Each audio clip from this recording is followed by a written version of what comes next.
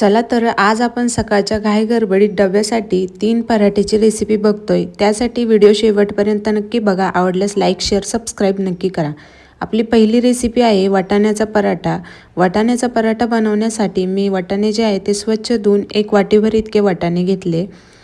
त्यानंतर वाटाणे जे आहे ते आपल्याला मिक्सरमधून बारीक असे काढायचे। त्यामुळे मी मिक्सरच्या छोट्या भांड्यामध्ये हे वाटाणे टाकते। त्यामध्ये 2-3 लसणाच्या पाकळ्या, थोडेसे जिरे आणि आपल्याला हे मिक्सरला एकदम बारीक असं वाटून घ्यायचं आहे। जसं की व्हिडिओमध्ये दाखवते त्याप्रमाणे आपल्याला बारीक असं दरदरीत वाटून घ्यायचं आहे। वाटाणे जे आहे ते व्यवस्थित असे आम्ही बारीक असे वाटून घेतले। त्यानंतर तव्यावरती थोडंसं तेल टाकायचं व त्यावरती वाटाण्याची पेस्ट केलेली होती ती यामध्ये टाकून घ्यायची, थोडीशी परतून घ्यायची। त्यानंतर तुमच्या आवडीनुसार लाल तिखट टाकायचं, थोडीशी हळद टाकायची व धना पावडर टाकायची। छान असं हे मसाले तुम्ही तुमच्या आवडीनुसार टाकू शकता। त्यानंतर चवीनुसार मीठ टाकायचं व व्यवस्थित आपल्याला हे जे आहे ते मिक्स करून घ्यायचं। शक्यतो हे वाटाण्याचं मिश्रण जे आहे ते व्यवस्थित परतूनच घ्या। याने कच्चापणा वाटाण्याचा जो आहे तो सगळा निघून जातो। आपली फिलिंग जी आहे ती वाटाण्याच्या पराठ्याची ती रेडी आहे। चला तर आता आपण पराठा बनवून घेऊ। पराठा बनवण्यासाठी मी पोलपाटवर थोडंसं कोरडं पीठ घेतलं आहे। त्यानंतर मी अगोदरच पीठ भिजवून ठेवलेलं होतं, त्यामुळे पीठ जे आहे ते व्यवस्थित भिजले गेलं आहे। मी 4 इथं छोटे छोटे गोळे करते। त्यातला एक गोळा घेतला व छोटीशी अशी पुरी, जशी की पुरी लाटतो ना तेवढी मी लाटून घेतली।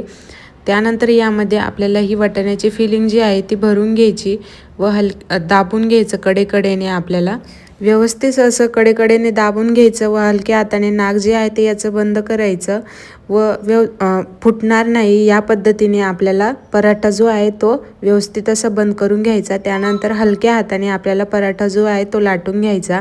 हलक्या हाताने दाबल्यावर काय होतं ना, सारण जे आहे ते सगळीकडे पसरतं, पराठा जो आहे तो फाटत नाही। तर छान असं मी हलक्या हाताने पराठा जो आहे तो लाटून घेतला।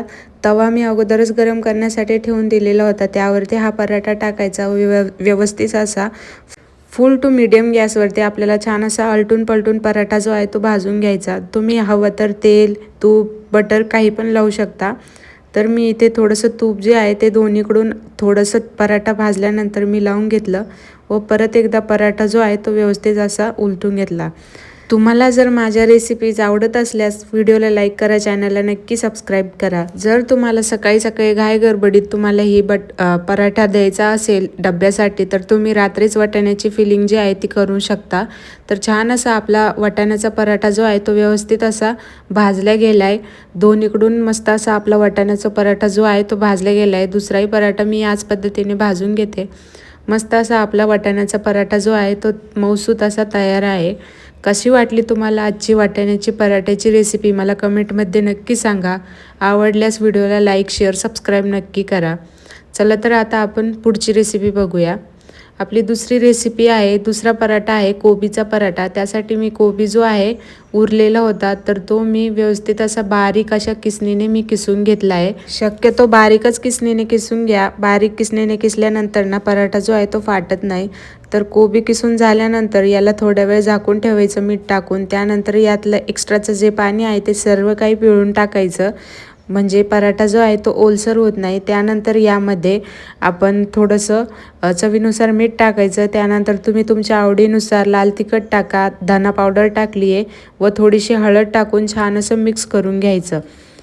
व्यवस्थित असं मी हे कोबीचं मिश्रण जे आहे ते मिक्स केलं आहे। आपली ही पराठ्याची स्टफिंग जी आहे ती तयार आहे। चला तर आता आपण पराठा लाटून घेऊ। पोळीला घेतो तितका आपल्याला उंडा घ्यायचा आहे। त्यानंतर पुरी इतका मोठा लाटायचा व त्यामध्ये ही स्टफिंग सगळीकडून भरून घ्यायची व हळूहळू करून आपल्याला व्यवस्थित असा पराठा जो आहे तो बंद करून घ्यायचा। शक्यतो व्यवस्थितच पराठाचा जो उंडा आहे तो व्यवस्थित असं बंद करा, नाहीतर काय पराठा जो आहे तो फाटू शकतो। हलक्या हाताने थोडंसं मी हातानेच थोडा मोठा करून घेतला की लाटायला अगदी सोपा जातो। त्यानंतर मी अगदी हलक्या हाताने आपला पराठा जो आहे तो व्यवस्थित असा लाटून घेतला। कुठेही फुटलेला वगैरे नाही आहे, कारण की मी कोबीची स्टफिंग जी आहे ती अगदी बारीक अशी केलेली होती। त्यानंतर गरम तव्यावरती व्यवस्थित असा आलटून पलटून आपल्याला छान असा पराठा जो आहे तो भाजून घ्यायचा आहे। तुम्ही तेल, तूप काहीही लावू शकता। तरी साधारणतः 4 ते 5 मिनिटं मला हा पराठा भाजण्यासाठी लागले. जर तुम्हाला घाई गडबडीत सकाळच्या डब्यासाठी हा पराठा द्यायचा असेल तर तुम्ही रात्रीच कोबीची स्टफिंग जी आहे ती करून ठेवू शकता फ्रीजमध्ये. त्यानंतर फक्त आणि फक्त पीठ भिजवायचं आणि पराठा लाटायचा. अगदी पटकन असा हा पराठा बनवून तयार होतो. छान असा पराठा जो आहे तो भाजला गेला आहे. याच पद्धतीने मी दुसरासुद्धा पराठा जो आहे तो भाजून घेते. आपला कोबीचा पराठा जो आहे तो तयार आहे. फक्त या छोट्याशा स्टफिंगमध्ये एवढ्याशा स्टफिंगमध्ये 2 पराठे तयार झाले. अगदी मौसूत असे छान असे कोबीचे पराठे तयार आहे. टिफिनसाठी तर खूप छान आहे. जर तुम्हाला आजचा हा कोबीचा पराठा आवडला असेल तर नक्की घरी एकदा ट्राय करून बघा. जर तुम्हाला ही रेसिपी आवडली असेल तर नक्की कमेंटमध्ये सांगा. व्हिडिओ आवडल्यास व्हिडिओला लाईक करा, चॅनलला नक्की सबस्क्राईब करा. तर आता आपण पुढचा पराठा बघूया, बटाट्याचा पराठा. तर बटाट्याचा पराठा बनवण्यासाठी 2 बटाटे मी इथं घेतले व मधून कट दिला आहे. कट यासाठी द्यायचा की बटाटा जो आहे तो मधून खराब वगैरे तर नाही यामुळे लगेचच समजतं. त्यानंतर बटाट्यामध्ये भरपूर सारं पाणी टाकून व्यवस्थित असं बटाटे जे आहे ते धुवून घ्यायचे. म्हणजे एकदा बटाटे उकडल्यानंतर आपल्याला स्वच्छ असे बटाटे जे आहे ते धुता नाही आहेत. तर बटाटे उकडण्याआधीच आपल्याला बटाटे जे आहे ते धुवून घ्यायचे.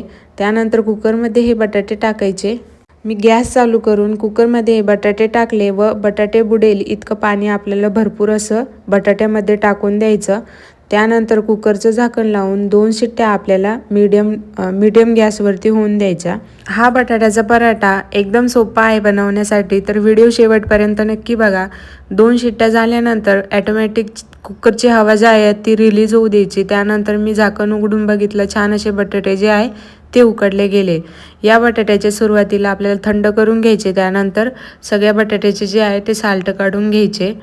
तर मी इथे सगळे साल्टे जे आहे ते काढून घेते. गरम काढल्यास आहे ना हाताला चटके बसू शकतात, म्हणून थंड झाल्यानंतरच साल्टे काढून घ्या.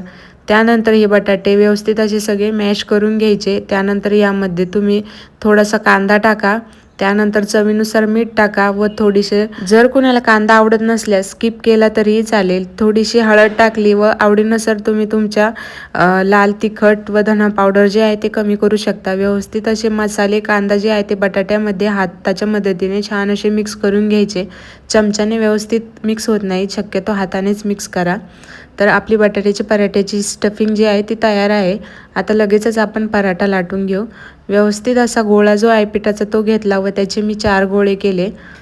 त्यातला एक पिठाचा गोळा घेतला व पुरी इतका मोठा मी लाटून घेतला. जास्त मोठा नाही लाटायचा.